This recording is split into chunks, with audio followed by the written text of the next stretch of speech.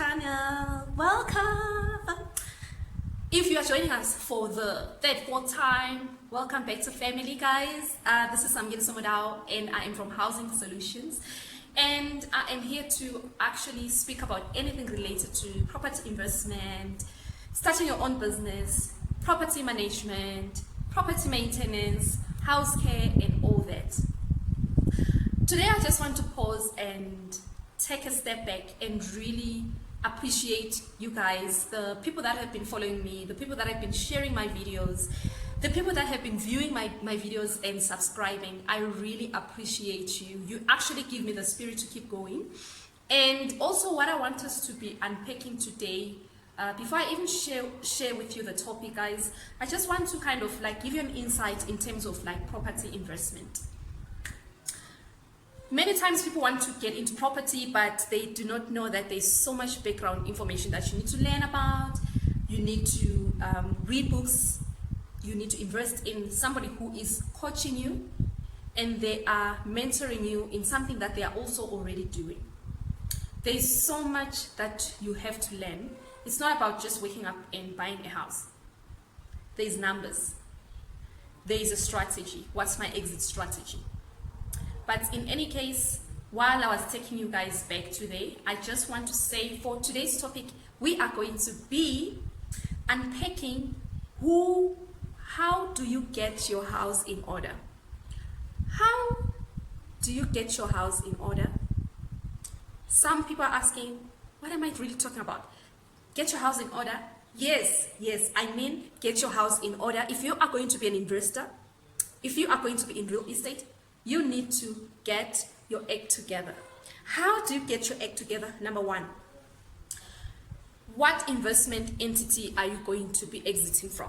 What are you going to be using? Are you going to be buying your property in the name of a trust? Are you going to buy your property in your personal capacity? Are you buying your property in a company?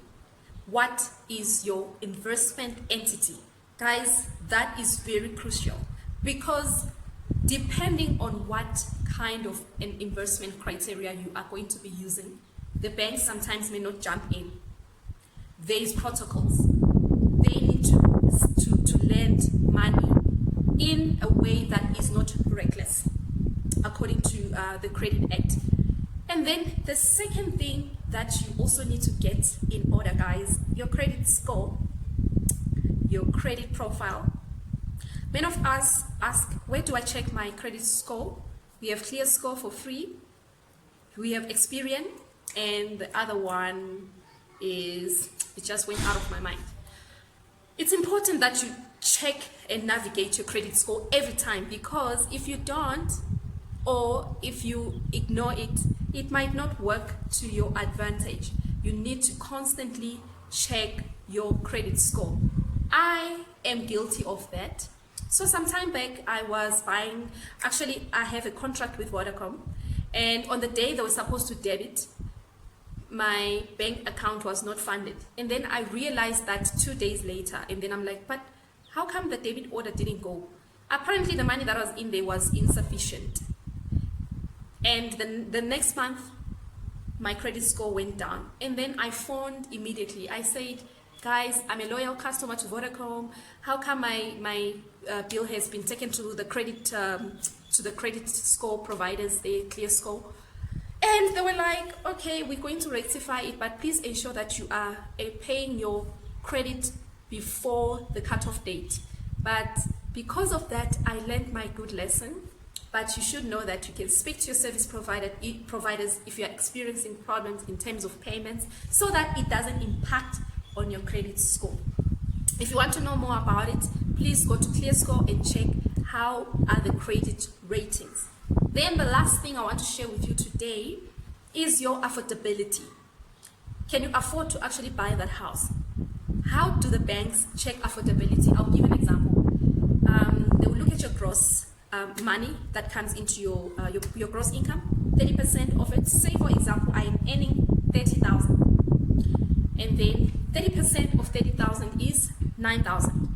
And then they check that, okay, so based on our criteria, we are going to give you a loan that you'll be able to pay at least 9,000 every month.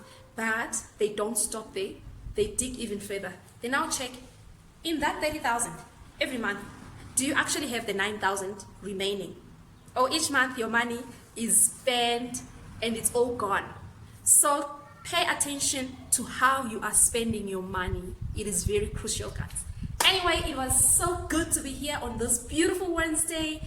I want you guys not to forget to share, like, and subscribe to my channel. I will catch you guys next Wednesday. The Property Queen is out of here, and goodbye.